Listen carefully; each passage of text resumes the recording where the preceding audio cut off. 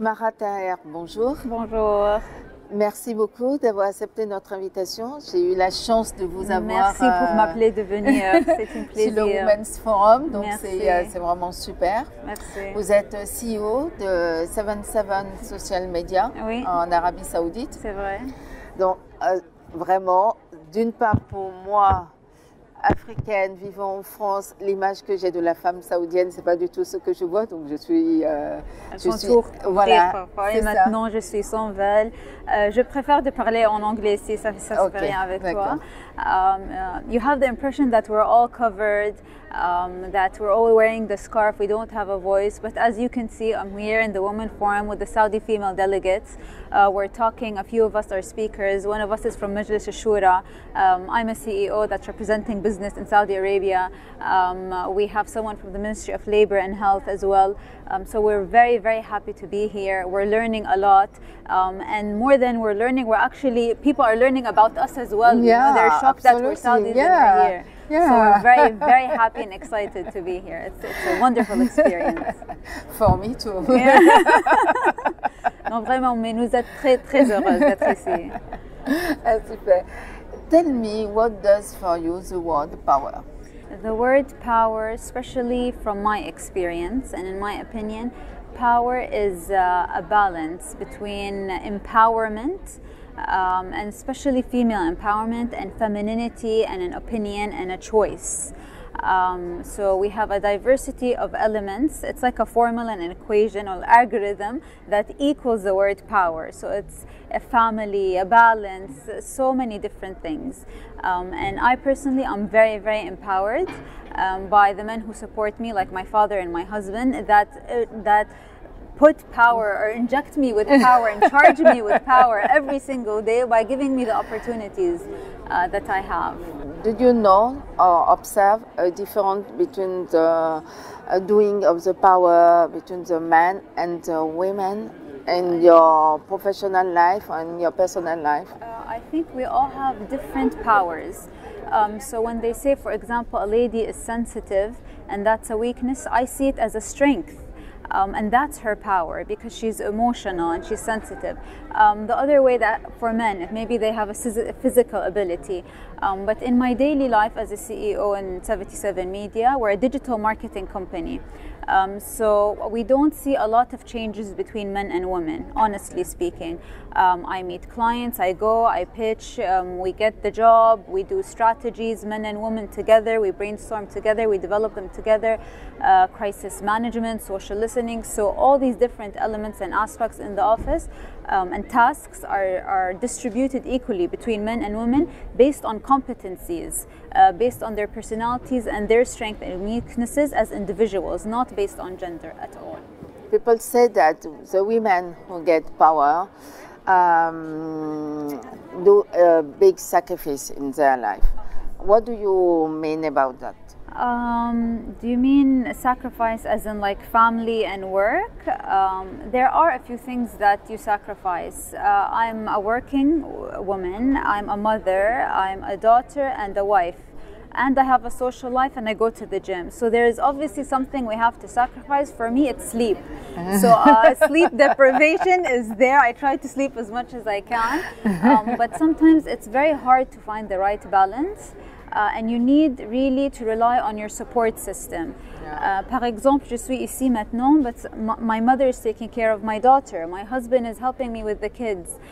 So it's really, really important to appreciate, thank, and take advantage of the support that you have, whether it's a daycare in the office or your parents that come in and help you babysit once in a while, or your friends and your relative. And in Saudi Arabia, we're a very, very strong, close-knit society where family is integrated in our everyday life.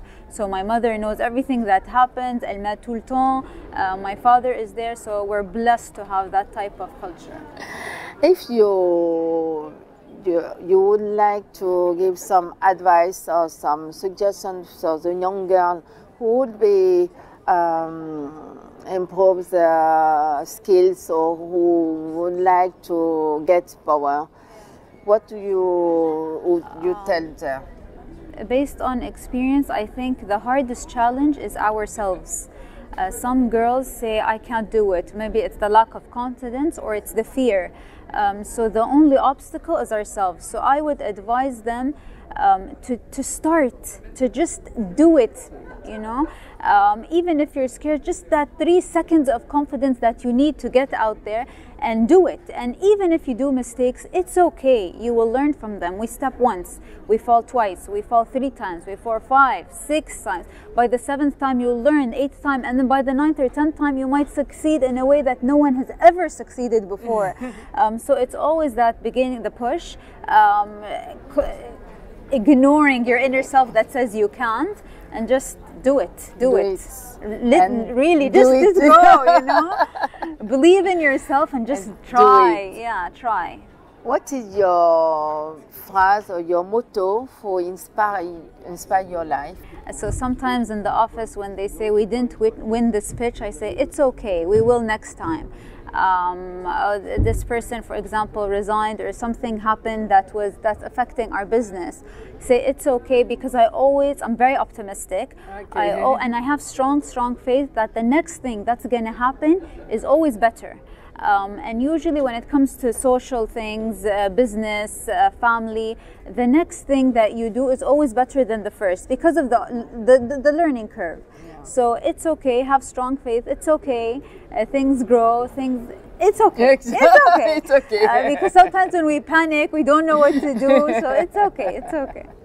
And it's okay. Yeah, so many people make fun of me even. They're like, Maha always says it's okay, because even with clients we have crisis management strategies. So we say you have to acknowledge the fact, then you have to have a response plan, then let's say we have a humanized element that actually explains what occurs, we're investigating, then we have a rollout plan and so forth.